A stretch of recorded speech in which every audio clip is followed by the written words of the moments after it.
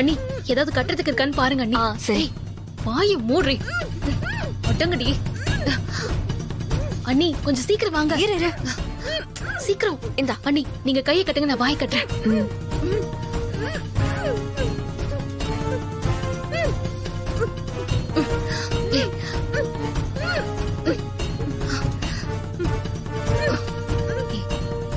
அமைதியா உட்காருடி. மீனாட்சி அண்ணியோட அப்பா அம்மா போற வரைக்கும் நீ இங்கே இரு. உட்காருடி. உட்காரு. நம்ம வீட்ல இருந்ததை விட நான் இங்க ரொம்ப சந்தோஷமா இருக்கேன். எனக்கு இங்க எந்த குறையும் இல்ல. உங்க 2 பேரையும் விட அத்தையும் மாமாவும் என்ன உங்க பொண்ணு மாதிரி பாத்துக்கிறாங்க. இல்லம்மா, உங்க அப்பாக்கு போன் வந்தது, மாப்பிள்ள இன்னொரு பொண்ண கல்யாணம் பண்ணி வீட்டுக்கு கூட்டு வந்துட்டாருன்னு. அப்படிலாம் ஒண்ணும் நடக்கல. யாரும் உங்ககிட்ட போய் சொல்லிருக்காங்க. ரியா, முழு பூசணிக்காய சோத்துல மறைக்கிற மாதிரி மீனாட்சி அவங்க அப்பா அம்மா கிட்ட உன் விஷயத்த மறைக்க பாக்குறா. நம்ம பிளான் எல்லாம் சொதப்பலாயிரும். நீ உடனே போய் அவங்க கிட்ட உண்மையை சொல்லு. போ. ரியா, எங்க போனா ரியா? ரியா, உட்காருடி. உட்காரு. இல்ல மீனாட்சி, உனக்கும் மாப்பிளைக்கும் பிரச்சனைன்னு கேள்விப்பட்டு. எனக்கும் அவருக்கும் என்னப்பா பிரச்சனை? அப்படிலாம் ஒண்ணுமே இல்லப்பா. நாங்க 2 பேரும் சந்தோஷமா தான் இருக்கோம். அத்தையும் மாமாவும் இருக்கும்போது எங்களுக்குள்ள என்ன பிரச்சனை வரப்போகுது? அப்படி வந்தா அவங்க பார்த்து சும்மா இருப்பாங்களா?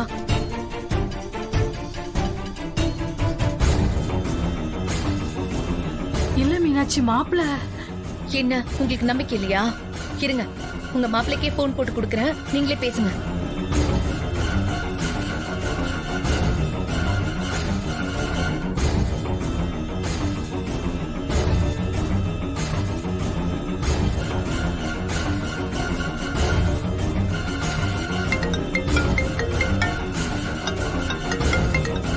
என்ன மீனாட்சி கால் பண்றா?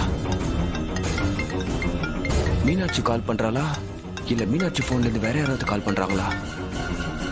ரிங் போயிட்டு இருக்கு. ஃபேக்டரியில ஏதோ ஒர்க்கா பிஸியா இருக்காரு போல.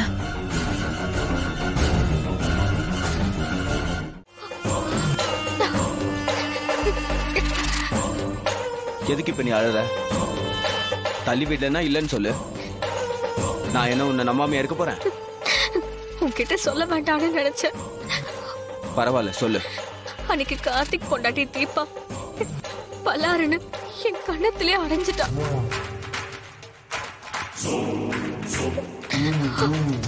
அவையும் உன்னை அரைஞ்சா? பூஜை ரூம்ல அத்தை சாமி கும்பிடும் போது திடீர்னு காலை தடுக்கி கீழே விழ பார்த்தாங்க. நான் ஓடி போய் அவங்க கையை பிடிச்சேன். கீழே விழாம தூக்கி இழுத்தேன். தீபா அதை பார்த்துட்டு என்கிட்ட வந்து என் அத்தை கையை தொடுறதுக்கு நீ யாருன்னு என்ன அவ அரைஞ்சிட்டா. பதிலுக்கு நீ அவளை அடிக்கலையா? அத்தை முன்னாடி அவளை கை நீட்டி அடிச்சு சண்டை வந்தா அது அத்தைக்கு தானே சங்கடமா இருக்கும். அதனாலதான் நான் ரொம்ப அமைதியா இருந்துட்டேன். இப்ப அந்த தீபாவை நான் என்ன பண்றேன் பாரு. ஏய் வேண்டாம் ஆனந்த், இத பெருசு பண்ணாத. நம்ம டார்கெட் இப்ப அந்த கார்த்திக் தான். ஹாஸ்பிட்டலா? என்னாச்சு உங்களுக்கு? எனக்கு ஒண்ணும் இல்லைங்க. ஃபேக்டரியில தான் ஒரு லேபருக்கு அடிபட்டுருச்சு.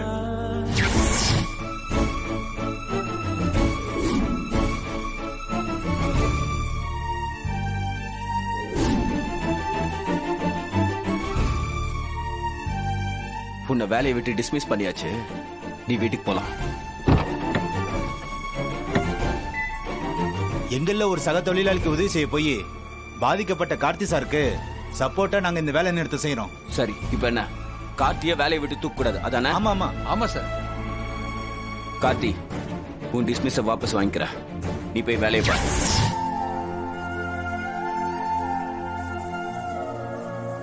பரவாயில்லைங்க, அங்க இருக்கிறவங்க எல்லாரும் உங்களுக்கு சப்போர்ட் பண்ணிருக்காங்களே, சந்தோஷமா இருக்குங்க.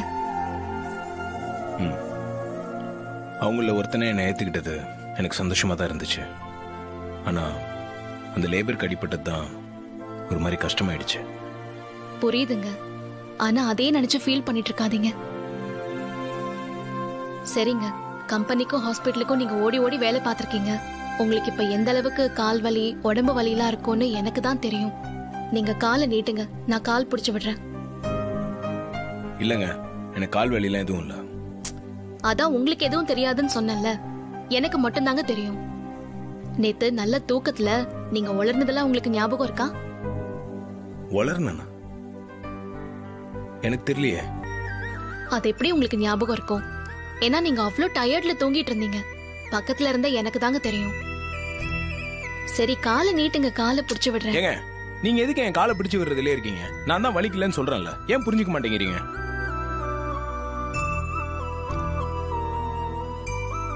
ஏன் அப்செட் ஆவறீங்க? நான் ஒன்னும் கோவப்பட்டு சொல்ல. நான் சொல்றதை ஏன் புரிஞ்சுக்க மாட்டேங்கிறீங்கன்னு தான் கேக்குறேன்.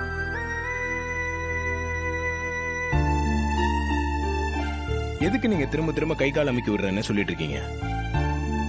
அது தேவையே இல்லைங்க. நீங்க எதுக்கு அதை செய்யணும்?